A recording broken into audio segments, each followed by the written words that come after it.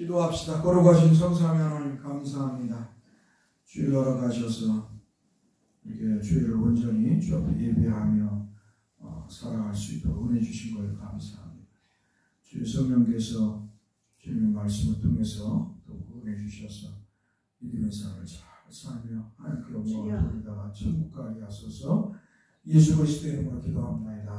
아멘. 찬송가 89장. 샤론의 꽃 예수 나의 마음에.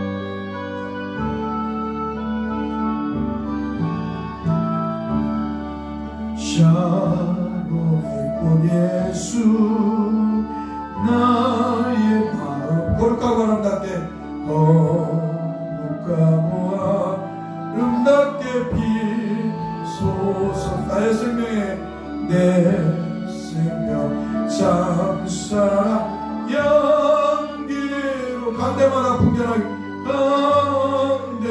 간대마다 풍겨나게 하소. 예수 샤론의 꽃 예수 샤론의 꽃 나의 맘에 사랑으로 비소서. 샤론의 꽃 예수 샤론의 이 세상에서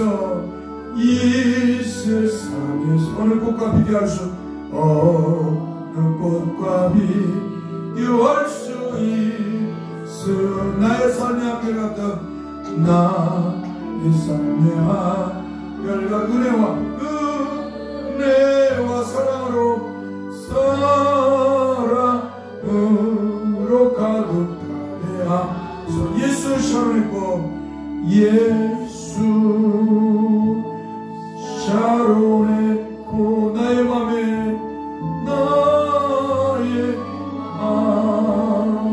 사랑으로 비소서. 샤론의 꽃 샤론의 꽃 모든 질병은 한이 없는 능력으로 제사 고통하며 근심한 저에게 그 신임과 소망 내려주소. 예수 샤론의 꽃 예수 샤론의 꽃 나의 맘에 사랑으로 비소.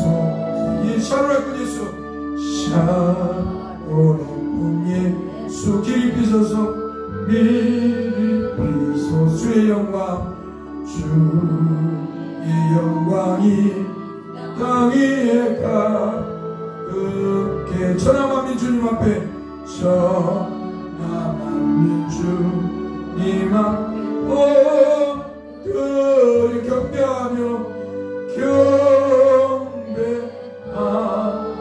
영광 돌릴 때가. 예수 샤론의 꽃 예수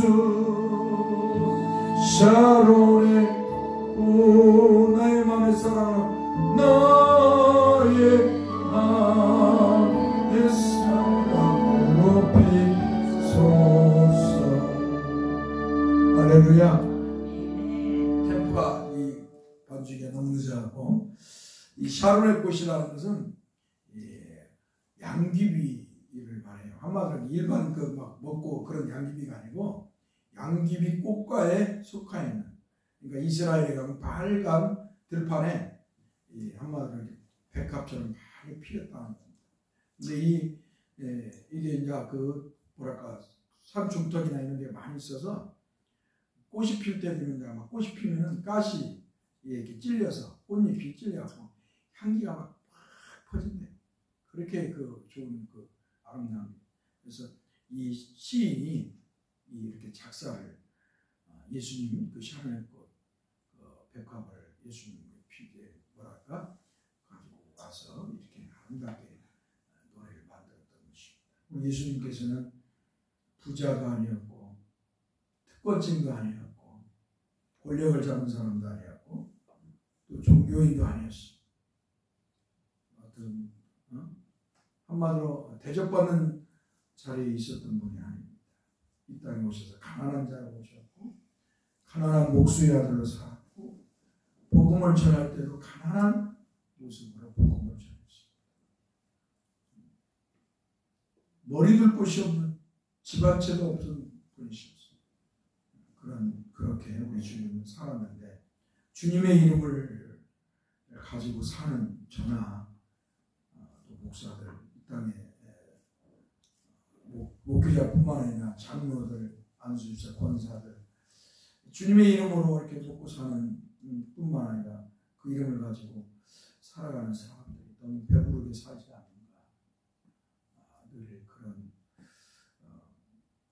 고민을 생각해 보기도 합니다. 우리 한번 이 시간 기도합시다.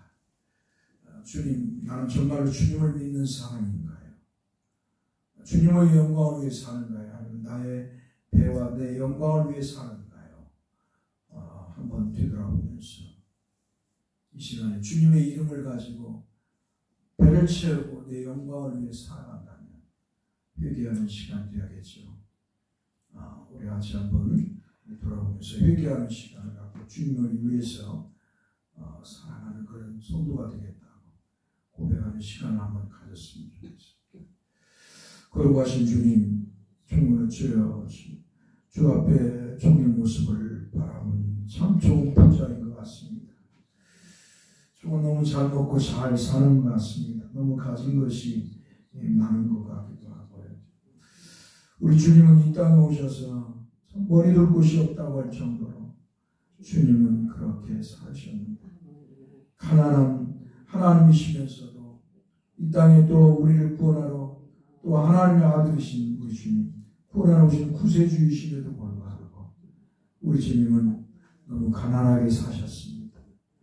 또 가난한 삶을 사셨고 세상에서 부귀와 영광을 누리려고 하지도 않으셨습니다. 오히려 세상 사람들에게 가난해지라고 주님을 위해서 고난을 받으라고 주님을 위해 가난해지라고 외쳤던 우리 주님이신데 주님의 이름을 가지고 먹고 살아가는 종과 이 땅의 목회자들 이 땅의 사람들은 하나님의 사람이라고 하는 사람들의 삶이 어떤가요? 너무 배부른 것 같고 너무 잘 먹고 잘 살고 또 주님의 이름을 팔아서 부와 영광을 누리며 살아가는 이런 참으로 슬픈 망령된 모습을 너무나도 보이는 것이 현실인 것 같습니다. 주의 회개하오니 용서해 주시고 주님 앞에 진실한 그리스도인으로 살기를 원합니다. 주님을 믿고 주님을 따르면서 이 땅에서 가난해지려고 몸부림치게 하시고 이 땅에서 하나님 백성답게 살려고 몸부림치게 하여 주옵소서. 주님, 저희나 우리 주 성도들 주님 앞에 진실하고 순수한 그런 성도들이 되기를 소망합니다. 세상 것으로 세상의 욕망으로 가득 찬 모습들이 아니기를 소망합니다. 저들이 늘 주 앞에 머리를 조아려 회개하면서 늘 거룩하신 주님을 닮아 주님을 따라 거룩하게 살게 하시고 이 땅에서 가난하게 살려고 몸부림치며 주님의 말씀을 순종하고 순종하여 참으로 세상에 복음을 전하고 가난한 자 어려운 이웃을 돌아보고 참으로 세상 사람들 앞에서 최선을 다해 살아가는 그리스도인으로 살아가게 하소서. 오늘도 이 시간에 주님의 말씀으로 은혜를 주셔서 주 예수 그리스도를 믿는 기쁨이 충만하게 하옵소서. 예수 그리스도의 이름으로 기도하옵나이다. 아멘. 하나님의 말씀 요한복음 3장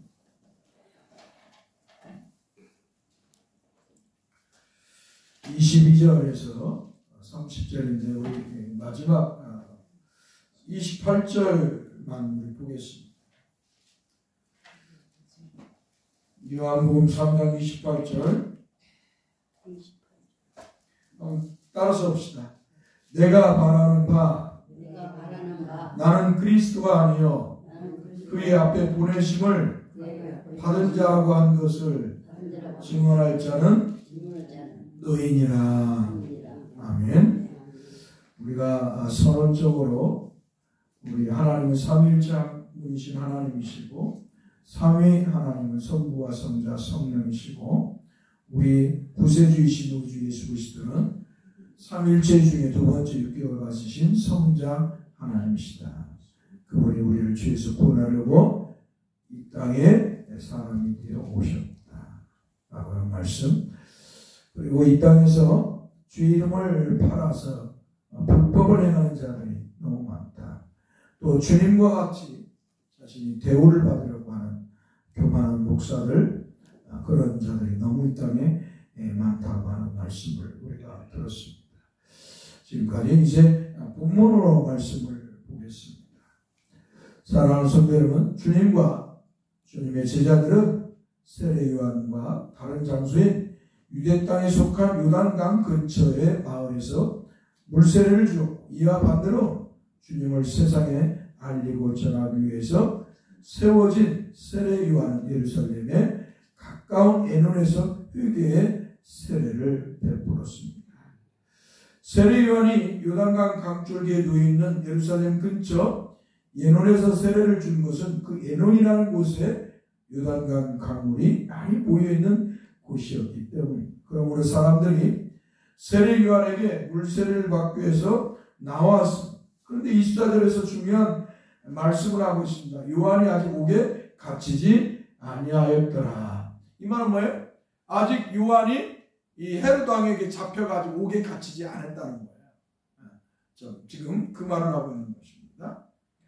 그런데 곧 이 말씀을 주님과 세례 요한이 한동안 같이 병행된 모습으로 다른 곳에서 사역을 했다는 거예요. 그러니까 세례 요한은 이쪽에서 있었고 또 예수님은 제자들과 또 다른 쪽에 있어서 유대 땅의 요단강에서 복음을 증거했어요. 그러니까 세례 요한은 예수님을 전하는 자로 이사야 40장 3절의 말씀처럼 전하는 자로 세워져 있고 예수님은 세례 요한이 전하는 그 예수님이죠. 그런데 이제 아직 감옥에 갇히기 전에 세례 요한도 한쪽에서는 회개의 세례를 베풀었고 예수님도 예수님의 제자들, 예수님을 믿고 따르는 성도들에게 제자들이 세례를 주었던 것입니다. 왜 그러냐면 세례 요한이 갑자기 나타나서 광야에서 외치는 거예요. 회개하라, 천국이 가까웠다. 회개하라, 천국이 가까웠다는 말은 회개하라, 하나님이 보낸 메시아가 오셨다.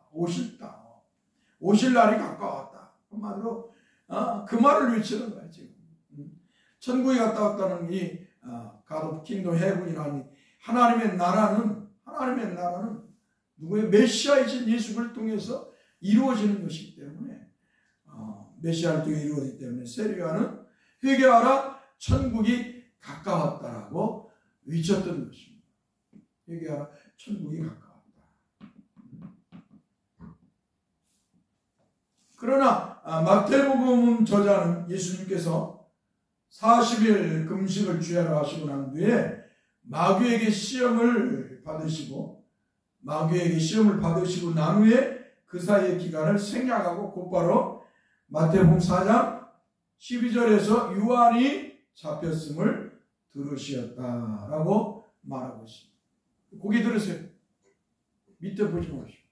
예배하기 싫고 말씀 듣기 싫으면 나가요. 하나님 말씀 듣기 싫고 예배하기 싫으면 나가야지. 고개 숙이고 있습니다. 그런 사람은 성도가 아니에요. 그러니까 그런 사람들은 하나님 말씀 듣기 싫으면 나가요. 방해가 돼요. 자, 이렇게 마태복음 4장 12절에서는 요한이 잡혔음을 들으셨다고 말하고 있습니다. 그런데 요한은 예수 그리스도께서 마귀에게 시험을 받으시고 난 후에 한참의 시간이 지난 뒤에 세례 요한이 잡혀서 옥에 갇혔음을 말하고 있습니다. 그러므로 세례 요한이 옥에 갇히기 전까지 메시아이신 그리스도를 전하면서 물세례를 세례 요한이 주었다는 것입니다. 이렇게 세례 요한이 물세례를 줄 때 요한의 제자들이 한 유대인과 더불어 정결 예식에 대해 변론, 즉 논쟁을 하게 되었습니다. 이 논쟁은 아마 세례 요한이 주는 물세례와 세례 요한이 말한 하나님의 어린 양, 즉 그리스도 예수의 제자들이 주는 물세례에 대한 논쟁이었을 것이라고 추측이 됩니다. 특히 전에는 요한에게 물세례를 사람들이 받으려고 몰려왔는데 이제는 요한이 말한 하나님의 어린 양이신 그리스도에게 세례를 받으러 가는 사람이 많은 것을 유대인이 보고 세례 요한의 제자들이 찾아와서 말함으로 논쟁이 일어났다는 것입니다. 자, 보세요. 지금 하나님의 말씀 성경은 참 기록한 것이 정말 대단해요. 그때 상황과 그때 모든 것, 그리고 특별히 예수 그리스도의 오심을 미리 준비했던 모든 것들이 예수 그리스도 오심으로 인해서 그 모든 것이 이제는 뒤안길로 사라지게 만드는 모습을 성경에서 이렇게 볼 수가 있어요. 그러니까 한마디로 집을 짓기 전에 집을 짓기 설계도와 사람들이 막 필요했잖아요. 자, 그 사람들이 집을 지을 때는 어때요?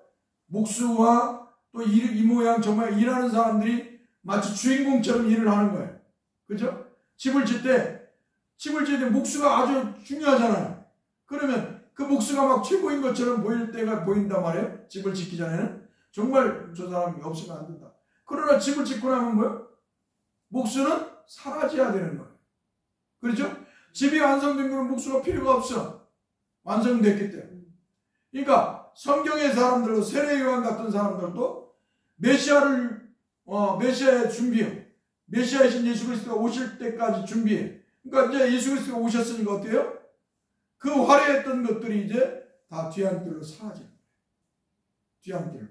누구만 등장해야 돼요? 성경에 예수 그리스도. 할렐루야. 아멘. 하나님의 아들이시고 구세주로 오신 예수 그리스도. 하나님이시며 구세주이신 예수 그리스도만 성경의 주인공이 되어야 하고 성경에 제일 그 이름만 높여져야 합니다. 그래서 사도 요한은 뭐예요? 이렇게 이제 세례 요한이 쇠퇴하는 모습을 지금 기록하고 있는 것을 볼 수가 있습니다. 한마디로 예수님이 오기 전에 세례 요한이 광야에서 요단강에서 또 광야 막 외치잖아요. 광야에서 회개하라 천국에 갔다고 외치면 사람들이 막 이스라엘 사람들 구름대처럼 몰려온 거예요. 회개하고 뭐요? 세례를 받으려고. 하나님 앞에 회개하고 요한에게 세례를 받으려고 사람들이 구름대처럼 몰려왔어요. 그런데 이제 예수님이 왔으니까 어때요? 이제 사람들이 세례 요한에게 가는 게 아니라 누구에게 가요? 예수 그리스도에게 가는 거예요. 메시아이신 예수 그리스도에게. 지금 그 장면이 22절, 3장 22절에서 30절의 말씀이에요. 그래서 자, 이렇게 이제 예수님은 제자들과 함께 있고, 세례요한은 제자들과 함께 있는데, 유대인이 찾아온 거예요, 유대인이 찾아와가지고, 세례 요한의 제자들에게, 어때요? 말을 하는 거예요. 한마디로, 세례 요한을 비아냥거리는 거죠, 세례 요한. 한때 너희들이, 세례 요한이 물세례를 주고, 막 수많은 사람이 따랐는데, 이제 봐라, 네 봐라, 네 선생, 세례 요한에게 오지도 않고, 메시아라고 하는 예수라고 하는 나사렛 예수, 그 예수가 있는데 제자들은 사람들이 그걸 다 몰려가고 있다. 이렇게 한마디로 유대인이 와갖고 비아냥거리듯이 세례 요한의 제자들을 조롱했던 것입니다. 그러면서 뭐라고 했을까요? 예수가 주는 물세례가 더 능력이 있고 세례 요한이 주는 물세례가 그보다 못하기 때문에 사람들이 예수에게 몰려간다고 아마 그렇게 말했을 거예요. 아마 비아냥거리면서. 그렇기 때문에 사람들이 세례 요한의 물세례를 받으러 오는 것이 아니라 따랐습니다. 예수에게 물세례를 받으러 간다고 세례 요한의 제자들을 자극하는 말을 하였을 것이다. 제가 다시 말하죠. 이렇게. 그러므로 세례 요한의 제자들은 흥분된 모습으로 자기의 스승인 세례 요한에게 찾아왔어요. 그리고 나서 26절 찾아가서 26절에서 이렇게 말해요. 그들이 요한에게 가서 이르되 랍비여, 선생님과 함께 요단강 저편에 있던 이 곳 선생님이 증언하신 이가 세례를 베푸는 사람이 다 그에게로 가나이다. 한마디로 막 세례 요한의 제자들이 유대인이 찾아와가지고 유대인이 찾아와서 우리 권사님 오늘 가신다고 해서 나는 안 오실 줄 알고 예배를 시작했는데, 그러니까 유대인이 세례요한 제자들 찾아와서 막 한마디로 너희 스승보다 그 예수와 그 따르는 제자들인데 그 예수를 사람들이 더 따른다. 그리고 세례를 받으러 간다. 아마 이렇게 비아냥거리도 했으니까 막 세례요한의 제자들이 열이 받았을 거였어요. 아마 자기 스승을 조롱하듯이 비아냥거리고 막 예수님보다 더 낮게 이게 여기니까 하면서 말을 하니까 어때? 기분이 안 좋았겠죠. 세례요한의 제자들이 안 좋았던 것이. 그래갖고 막 흥분된 모습으로 이렇게 찾아가서 막 따지듯이 말했던 거예요. 선생님과 함께 요단강 랍비여, 선생님과 함께 요단강 저편에 있던 이곳 선생님이 증언하신 이가 세례를 베푸며 사람이 다 그에게로 가나이다. 한마디 막 흥분된 모습으로, 화가 난 모습으로 막 열이 받았어. 아마 그래갖고 가서 세례요한의 제자들이 한마디로 따지듯이 시기와 질투와 분노를 가지고 말하였던 것입니다. 그때 중요한 말을 해요. 세례요한이 27절에 30절에서 제자들에게 명대답을 합니다. 세례요한이 명대답을 해요. 만일 하늘에서 주신 바 아니면 사람이 아무것도 받을 수 없느니라. 내가 말하는 바 나는 그리스도가 아니요 그의 앞에 보내심을 받은 자라고 한 것을 증언할 자는 너희니라. 신부를 취하는 자는 신랑이나 서서 신랑의 음성을 듣는 친구가 기뻐하나니 나는 이러한 기쁨으로 충만하였노라. 그는 흥하여야 하겠고 나는 쇠하여야 하리라. 아멘. 세례요한이 이렇게 멋지게 이 세례요한 제자들이 와가지고 세례요한에게 막 따지듯이 이렇게 말을 하는데 세례요한이 이렇게 멋지게 대답을 하는 거예요. 만일 하늘에서 주신 바 아니면 사람이 아무것도 받을 수 없다. 이 말은 뭐예요? 하늘에 하나님께서 주신 바 아니면 사람이 아무것도 할 수가 없다는 거예요. 세례를 받는 일도 뭐예요? 하나님의 은혜로 하는 것이다. 할렐루야. 이게 중요해요. 오늘 저와 여러분들이 하나님의 은혜로 예수 그리스도를 믿었기에 예수 그리스도를 믿고 이 교회에 나온 줄 믿습니다. 하나님의 은혜가 아니면 여러분은 교회에 올 수도 없어요. 저 세상 사람처럼 예수 안 믿는 세상 사람처럼 그냥 세상에서 살다가 때가 되면 죽고 그리고 지옥 가는 그런 존재예요. 하나님의 은혜가 없는 사람이라면. 그런데 뭐예요? 하나님께서 여러분에게 은혜를 주셨기 때문에 여러분이 예수 그리스도를 믿고 이렇게 대사교회에 나온 줄 믿습니다. 할렐루야. 지금 세례하는 그 말을 하는 거예요. 예수님에게 세례를 받으러 간다고 사람들이 막 그런다고 세례를 제대로 따지듯이 세례를 말하니까 하늘에서 주신 바 아니면 사람이 아무것도 받을 수 없다. 내가 말하는 바 나는 그리스도가 아니에요. 여러분 얼마나 멋있습니까? 내가 말하는 바 나는 그리스도가 아니다. 오늘 이런 중요한 거예요. 여러분과 저는 그리스도가 아닙니다. 알겠죠? 여러분과 저는 그리스도를 믿는 사람이고 그분의 종이고 그분의 백성이고 성도인 줄 믿습니다. 자, 다시 돌아갑니다. 만일 하늘에서 주신 바 아니면 사람이 아무것도 받을 수 없느니라. 한마디로 예수가 세례를 베풀 때 사람들이 몰려가는 것은 예수가 하나님이 주신 능력으로 행하기 때문이라는 것입니다. 한마디로 예수가 행하시는 것을 하나님이 능력을 주시기 때문이라는 것입니다. 그러므로 예수가 세례를 주는 것은 사람에 의한 것이 아니라 하나님으로부터라는 신적 기원이 있음을 세례요한은 제자들에게 말하는 것입니다. 사랑하는 성도 여러분, 이렇게 볼 때 세례요한은 제자들과 같지 않았다는 것을 볼 수가 있습니다.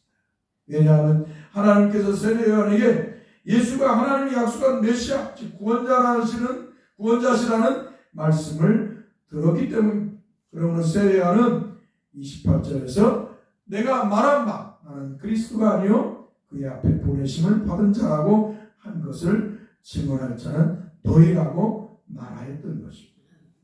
사랑하는 성도 여러분, 우리는 세례요한의 정직한 모습을 본받아야 합니다.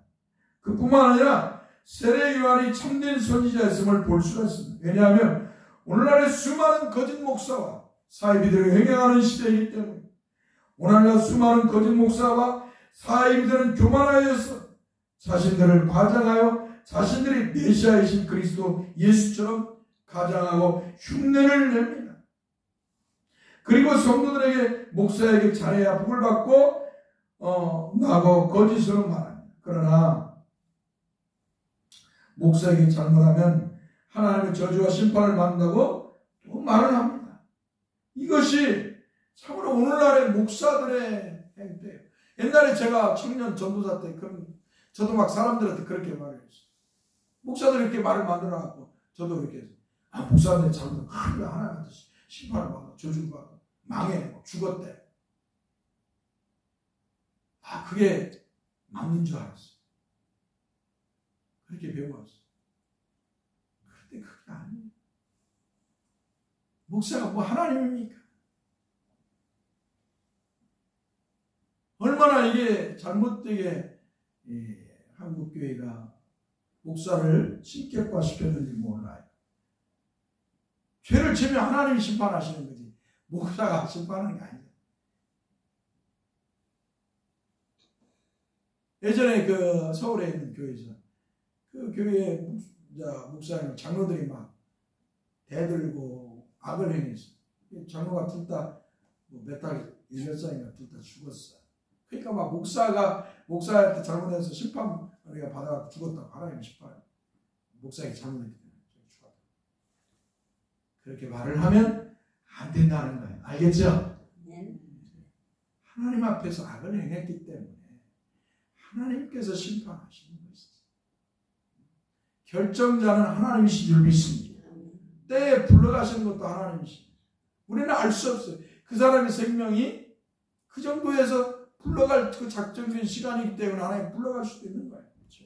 우리는 너무 함부로 말을 하고 있다는 거예요. 그래서 혹시나 우리 교회뿐만 아니라 다른 교회에서 어떤 문제가 있어갖고 어떤 성도가 망했다. 아이고 목사에게 잘못해서 망했다. 그렇게 생각하지 말고 그런 말도 하지 말고 하나님 앞에 죄를 행했으니까 하나님이 징계하신 것 같다. 아니면 당신이 잘못을 했기 때문에 운영을 잘못해서 망한 것 같다.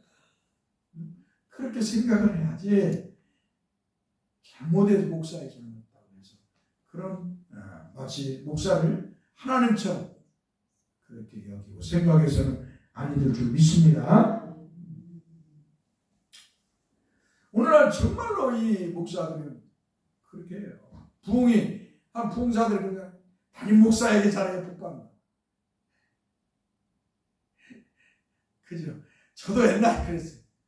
얼마나 거짓이었는가를 볼 수가 있습니다. 우리는 서로 사랑하기 때문에 서로 사랑하고 존중하고 우리 예수 그리스도를 믿기 때문에 예수 그리스도 안에서 목사와 성도이기 때문에 서로 사랑하고 존중하고 겸손히 존중하고 서로 어때요? 협력하고 도우며 살아가는 거예요. 믿습니까?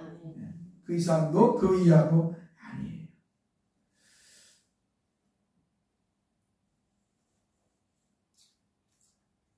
또한 성도들로 하여금 그런 분위기를 만듭니다.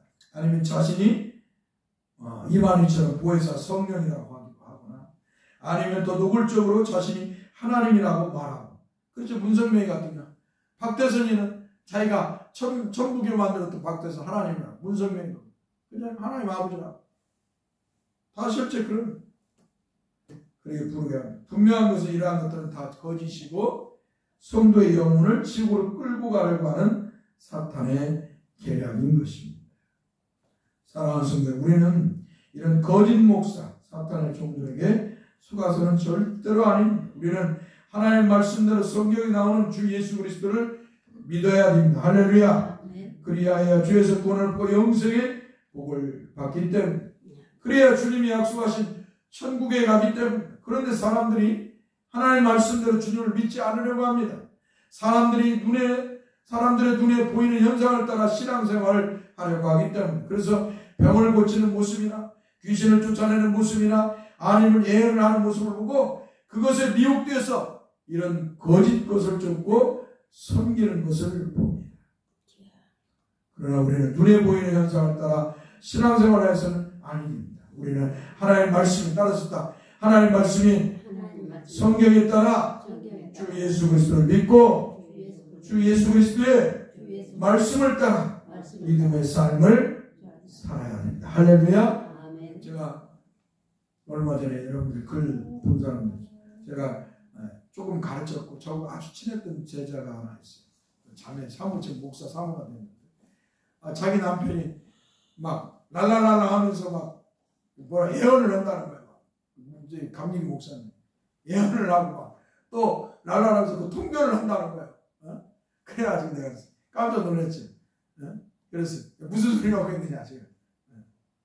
자기가 마음에서 랄랄라 하고 마음에서 나오고 머리에 생각나는 대로 막 그걸 하는 거, 그것이 마치 하나님이 자기에게 통변을 하게 한 것처럼 말하는 거예요. 여러분, 그게 중요한 것은 그게 진짜라면 다 이루어져야지. 그 예언과 그것들이 진짜 그게 하나님이 계시했다라면 그대로 이루어져야 하는 거 아니에요? 지 밥그릇도 제대로 못 먹는데 뭘 예언을 하고 뭔 이걸 해. 우리는 이제 목사는 뭐 하는 거예요? 성도를 위해 기도해주고 복을 빌 뿐이야. 누구 중요한 건 뭐예요? 하나님이 하시는 거예요. 하나님이. 이 진짜 하나님께서 계시했다는 것은 하나님이 진짜 이룬다는 건데 그렇게 이루어지지 않는 거예요. 이게 신명기에 증언이 없다면 다 거짓이라고 두려워하지 말라고 하는 이유가 그거예요. 사람들은 그 소리를 듣기 좋아해요. 이 목포에도 그런 목사가 하나 있어요. 그래갖고 막 예언해주고 막 망했어. 문 닫아가지고 자기 형은 정상적으로 이 목회를 하는데 동생은 이 예언해주고 막 기도해주고 병 고쳐준다 귀신 쫓아내고 예언한다 망했어. 망했는데 또 교회를 어디서 또 하나 어떻게 소개받아 그런 사람들은 잘 또 가. 그것도 지금 망하려고 하는 것 같은데. 여러분, 그런 것에 미혹되면 안 됩니다. 어디 갔더니 목사님이 막 예언도 하고 막 병도 고치고 용하네. 용하니까 나 거기 다니. 그러나 그런 사람 빨리 가. 왜냐 빨리 지옥으로 가는 길을 치니까 지옥으로 가는 길을 이렇게 열어놔 있어. 그 지옥의 길은 뭐예요? 활짝 열어져 있어. 그러나 이 복음의 길은 뭐예요? 고난의 길이요. 험악한 길, 험난한 길이고 자기 생명이 늘 위협을 받고 가난해지고. 그러니까 이 길을 싫어하고 넓은 길을 갈 사람은 빨리 그런 길을 쫓아가요. 결국 그래 지옥을 향해 가는 건데. 사랑하는 성도들, 우리는 이런 거짓의 소리에 영혼을 빼앗겨서는 안 될 줄 믿습니다. 사랑하는 성도들은 세례 요한이 물세례를 줄 때 수많은 사람들이 세례 요한에게 물세례를 받기 위해서 물려왔습니다. 한마디로 오늘날로 말하면 인기가 대단했습니다. 유대 광야에 그냥 사람들이 몰려왔어요. 요단강에 아주 그냥 그 세례를 받으면서 줄을 섰어. 그런데 세례 요한은 그 인기와 세속적인 영광에 사로잡히지 않았습니다. 제가 장로님하고 같이 일을 해요. 장로님 데리고 다니면서 같이 일을 하는데 장로님이 그러는 거예요. 늘 아니 어떤 교회는 목사님 나한테 그러는 목사님 어떤 교회는 목사가 손도 들고 악수도 묻어간다는 거예요. 이게 예배 끝나고 아이고 수고하시다고 이렇게 인사하잖아요. 이렇게 악수, 남자들 보고 이렇게 악수도 못하게 한다는 거야. 악수도 못하게. 아, 그런 교회가 어딨냐, 그런 목사가 어딨냐고. 옛날 최영기 목사도 그랬어. 수많은 사람들이 막 그 손 악수하려고, 응? 영역 떨어지고 힘 떨어지고 막 다친다. 지금도 나 이 장로님 같이 일하는데 나하고 나이가 똑같아요. 근데도 목사님 하면서 했는데 한탄을 하셔, 한탄을. 왜 이렇게 교회가 타락했냐고, 목사님.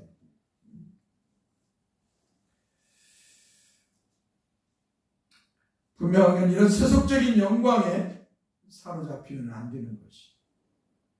목사이든 성도이든 잘 나갈 때, 어느 자리에 있을 때 세속의 영광에 취하면 그는 이미 하나님의 심판의 자리에 놓여집니다.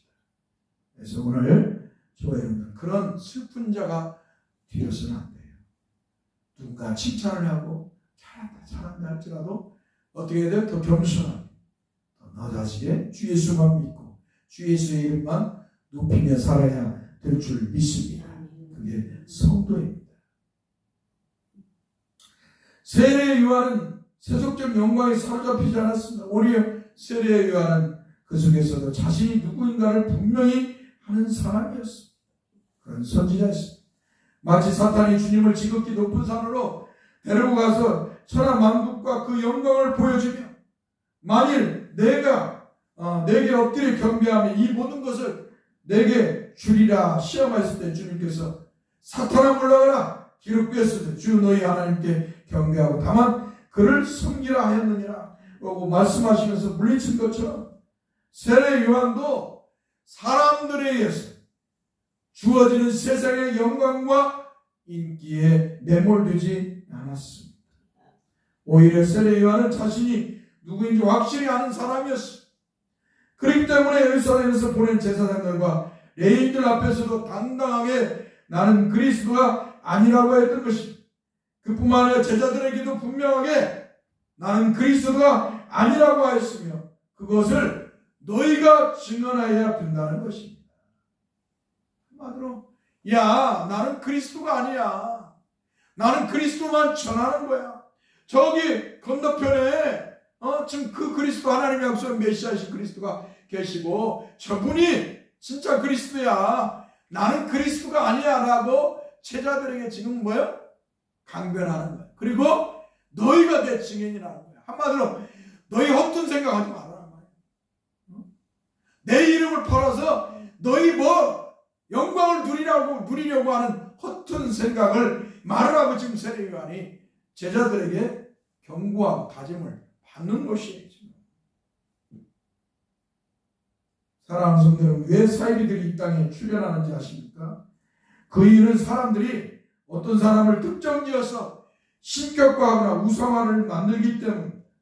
그러므로 신천지 이만희와 통일교 문선명이나 천국의 박대선이나 아니면 하나님의 복음교회 안상훈과 장길자와 같은 수많은 사이비 교주가 나타나고 석가모니와 같은 존재와 이슬람의 마호메트 같은 존재가 나타난 것입니다.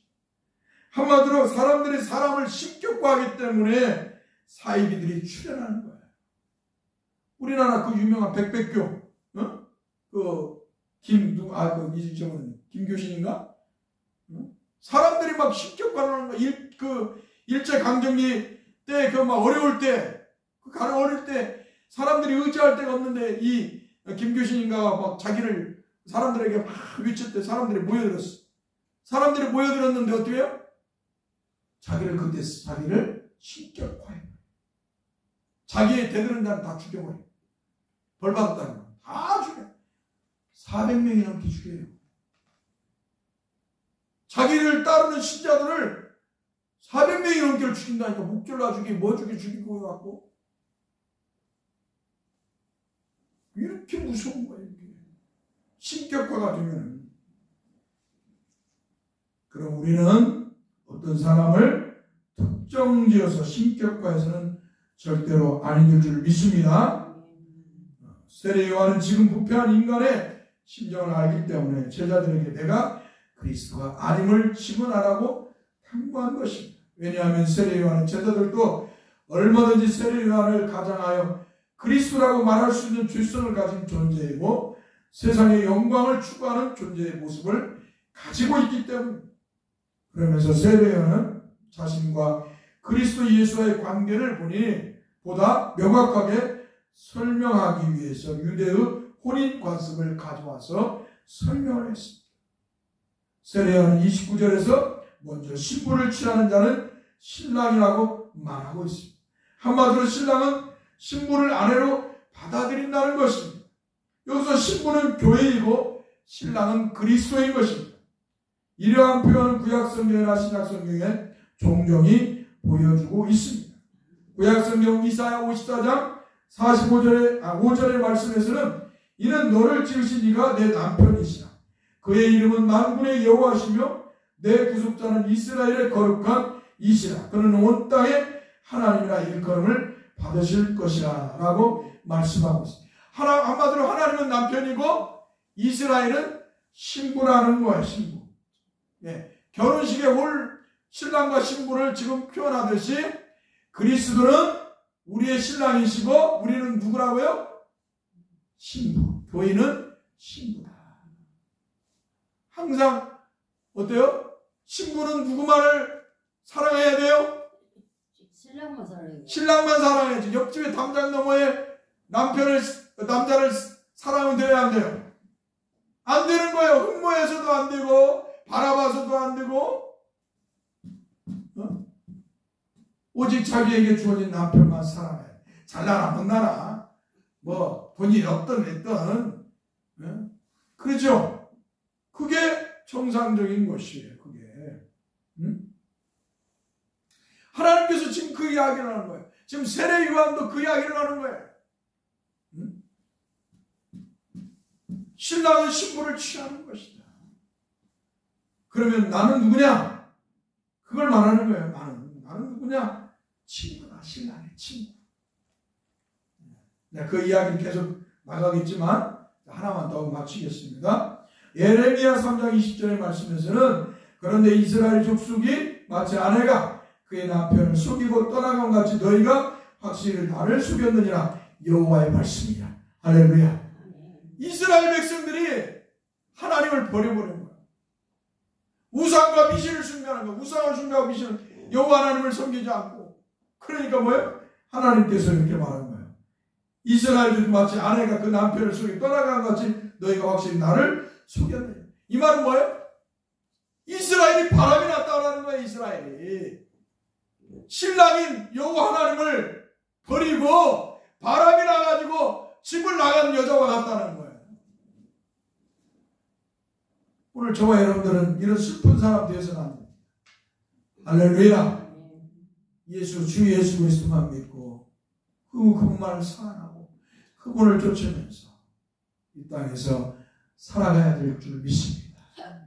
영광의 그날 만왕의 왕이시오 만유의 주이신 주님이 재림하여 오실 그날을 소망하면서 그 천국을 소망하면서 이 땅에서 신부되는 교회 성도들은 그 주님을 바라보고 사랑하면서 고대하면서 살아가야 될 줄 믿습니다. 그게 참 성도입니다.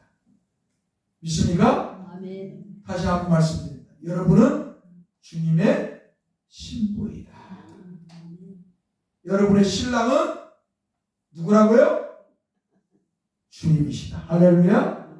그래서 항상 이 생각을 가지고 주님만 믿고 섬기면서 살아가는 우리 대상교회 성도 여러분 다 되기를 소망합니다. 기도합시다. 거룩하신 주여 감사합니다. 세례 요한이 고백하는 거죠. 우리가 누군가 세상에 그 누가 신랑이 아니라 우리의 신랑은 우리 주 예수 그리스도이신 줄 믿습니다. 우리는 그러하기에 세상에 그 무엇을 사랑하고 그 무엇을 따라가는 것 쫓아가는 것이 아니라 오직 예수 그리스도만 믿고 예수 그리스도만 따르며 예수 그리스도의 말씀대로 순종하고 살아가게 하여 주옵소서. 주님이 재림하여 오실 그날, 주님이 부르실 그날에 주님이 우리의 이름을 부르실 줄 믿습니다.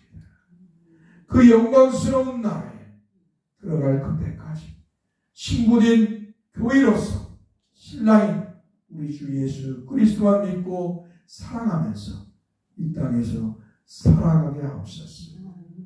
신랑들은 주님만 사랑할 때 주변에서 사탄의 종을 동원해서 세상의 것을 동원해서 우리 주님을 사랑하는 신랑 되신 우리 주님을 사랑하는 그 마음을 빼앗아가려고 얼마나 우리를 유혹하고 핍박하는 줄 모릅니다. 주여, 그럴 때마다 신랑을 사랑하는 그 사랑하는 힘으로 우리 주 예수 그리스도를 사랑하는 그 힘으로 성령님께서 그 힘으로 사탄과 그의 종들의 세상이 주는 유혹과 핍박을 물리치며 나아가게 하여 주옵소서. 우리 주 예수 그리스도의 이름으로 기도하옵나이다. 아멘. 이제는 우리 주 예수 그리스도의 은혜와 하나님 아버지의 크신 사랑과 성령의 위로와 교통하심 영원토록 함께 있을지어다. 아멘. 마쳤습니다. 좀 일찍 시작했고 했으니까